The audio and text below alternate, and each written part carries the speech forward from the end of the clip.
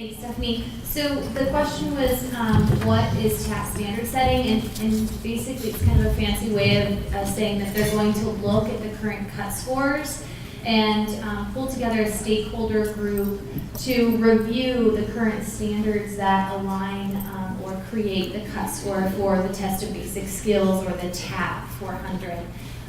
So that work is going to conclude prior to this fall, so they're really richly diving into it this summer.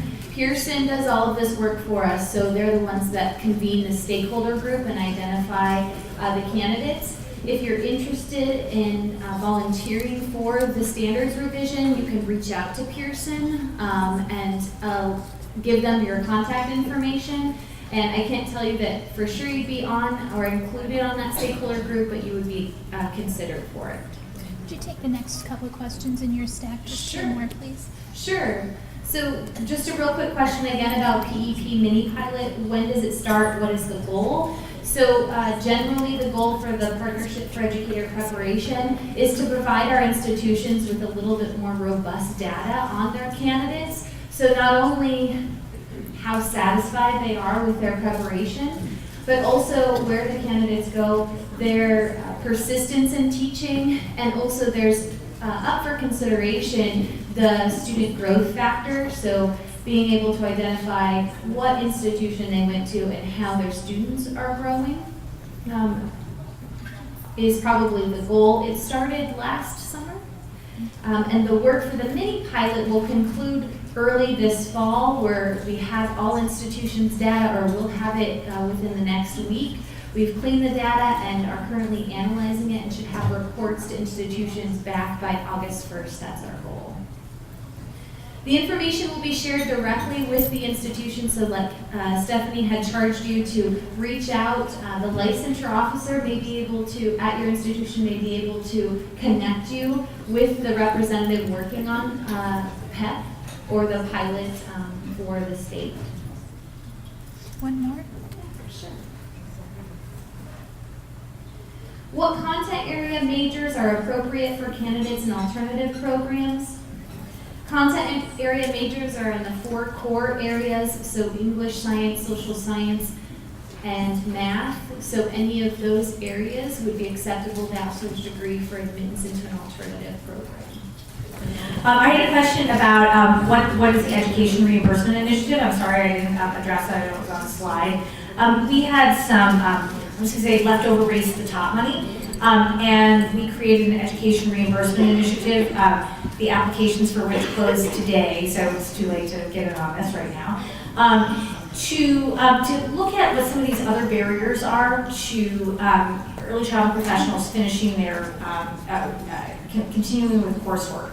So we set up a demonstration project to look at if we offer people the opportunity to pay down some of their institutional debt. So do they have, transcripts, it's the reason they can't get a credential because they've got, outstanding library fines, parking tickets at school, transcript fees. So we have a pretty generous definition of what those outstanding debts to institutions are.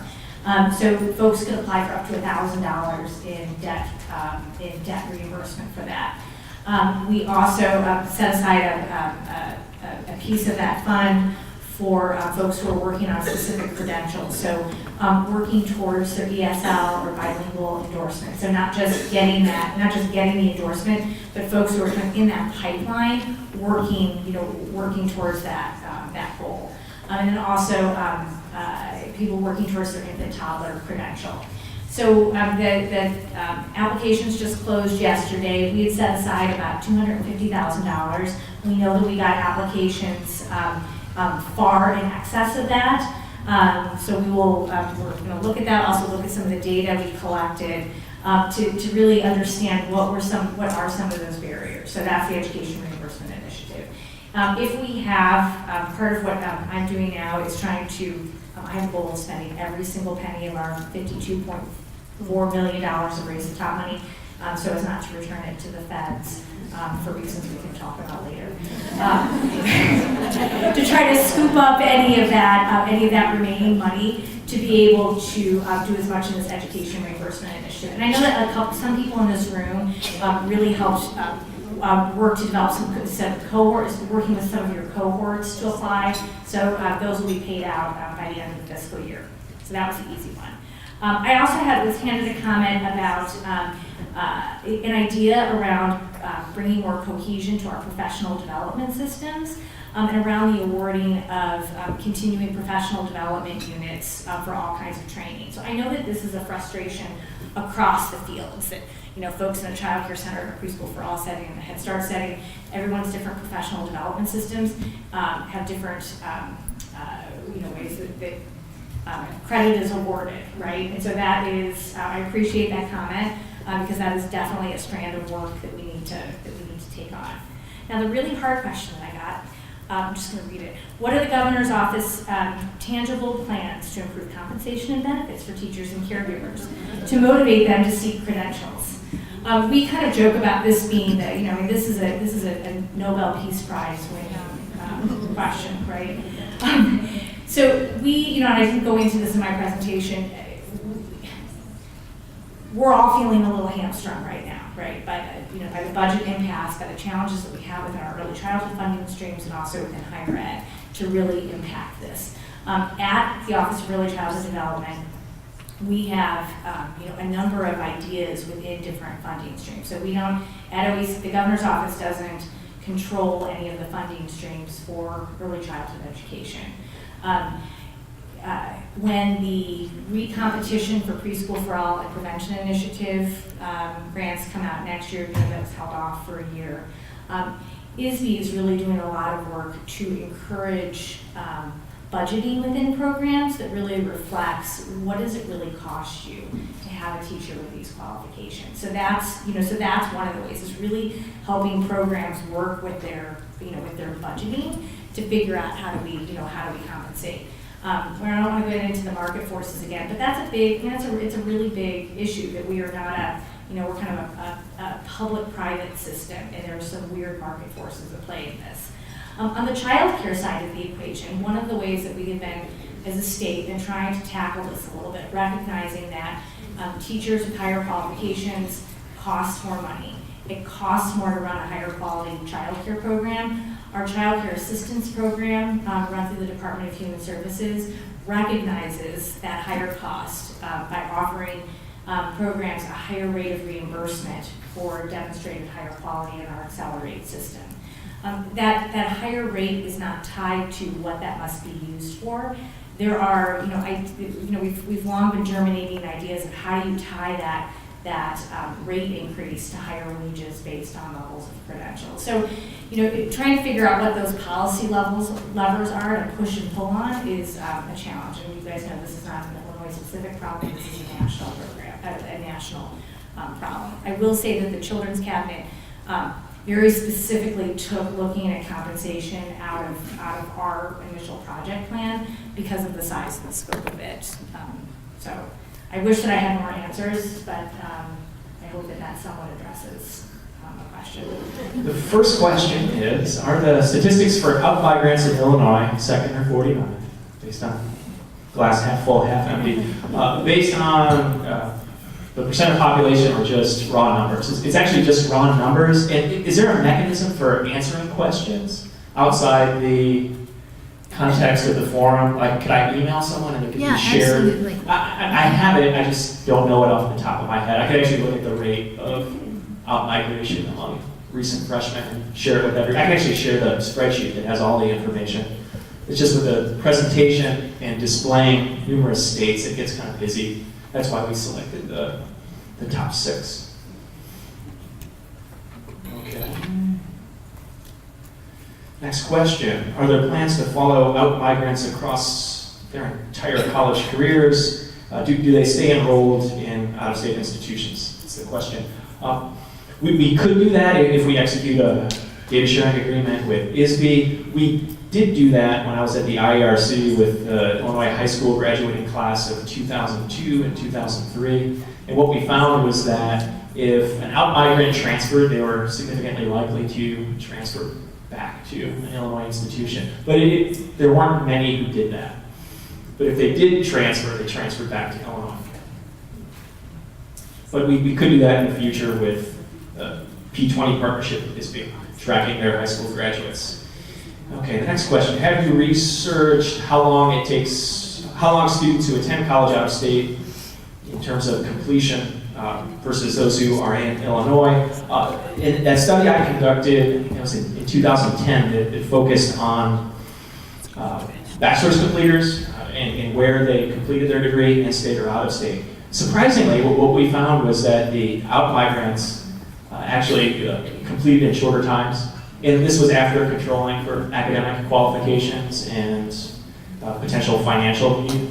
And I don't know if it's because their parents apply pressure for them to complete on time because out-of-state tuition is more expensive, but more of them completed within a 4-year time frame than their counterparts who had enrolled within the state of Illinois. So how can we get ICCB Sport to offer more classes online? They are concerned about quality and transferability. Well, first off, again, call me, let me know what institution you're at. I work hand in hand with your chief academic officers, some of them very, very closely. That's a starting point. I can tell you that the panels is also a good leverage because I can tell you we do approve courses that are online only or hybrid models because in our panels and at ICCB we don't approve modality. So as long as your course content is there, and I don't know, how many in here have actually taken an online course? Raise your hand. Okay, you've taken a brick and mortar course, correct? Was that online course pretty difficult? Yeah. I would say I'd probably rather sit in a classroom than do an online course because if you have the right instructor, it's just as challenging as sitting in the classroom, in my opinion. So I would say start there.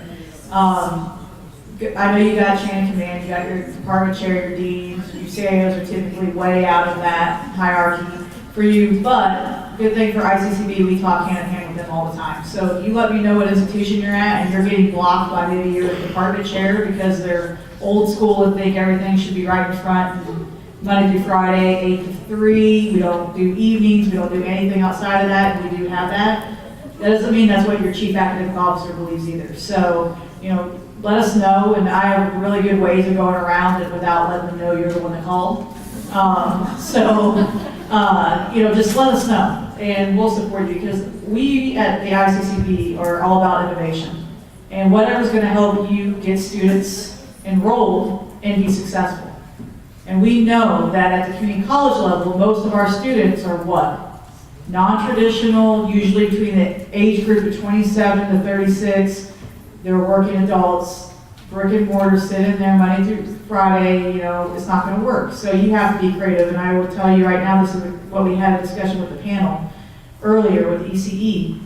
Think outside the box. A lot of your stuff can probably be done in a hybrid method if you have to be negotiable, or even an online method, but no one's gonna tell you you can't do that. If you have the format there, go for it. We will support that, and then we do have schools that I approve courses that are online. So you're not going to be the first. So just go for it, and if you get blocked, we'll work behind the scenes to try to help you. Hopefully that answered your question. If not, feel free to email me. All right, what's happening with NAT? Yes, I'm so excited to say we're sunsetting this program finally.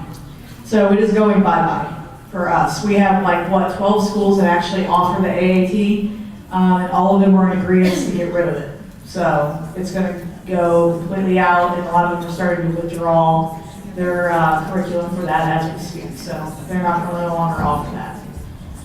Okay, we can create new programs, change everything, but without dollars budget to keep us going, what do you call my president to support our entitled programs?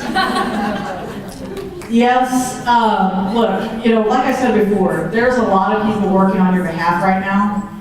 The great thing that goes in your favor, and I know that this does not help you, but, the governor's office is very supportive of this, and from my understanding, Governor Rauner's wife is very much so ingrained in ECE work as well. So that's a plus. Now, does that help you with your president? Not so much, but here's what I'm going to tell you. What I know about the community colleges and the programs we are losing, they already have a method of what they're cutting.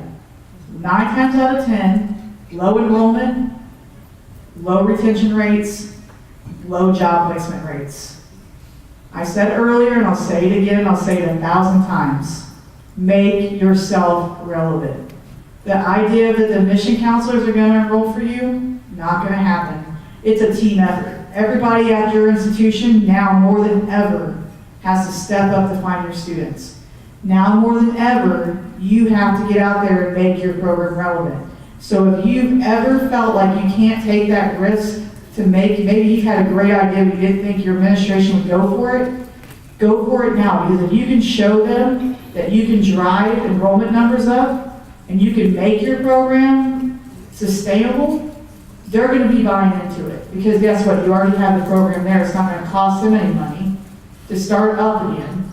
But you got to make yourself relevant. Get your employers' support in the community and start doing what they need. Take it into your own hands and work that way. That's my recommendation, to try to make yourself relevant and your program relevant, because that's what they're looking at when they go to cut. So, we've known of a few that's been on a chopping block, and thankfully they have survived, but there has been a few programs that have shut down. But they had low enrollment numbers. Very, very low enrollment numbers. So, do whatever you can, think outside that box, throw the box away. I don't know where I was at the other day, but I heard take the box completely out of the picture. Do that. Doesn't exist. All right, last one. What do city colleges, what do they do with the ELA coursework? They are in the middle right now of actually creating the ELA, but what Kate Connor has done, she called me, and she's probably going to be mad at me for name dropping, but she called me and they are doing a couple things up there. And one of the interesting things that they're doing is they've noticed that they have a lot of Spanish-speaking individuals who work in childcare. They're actually going to start teaching those courses in a different format with actual instructors who speak Spanish, is one of the things, which will play into the ELA. I've had a couple things come across my desk, so if you're curious, I don't want to speak on her behalf. And I think I name dropped her in our ECE panel too. Call Kate. Don't tell her I sent you to her. But she's the one that's spearheading a lot of this, so she can tell you more what they're doing.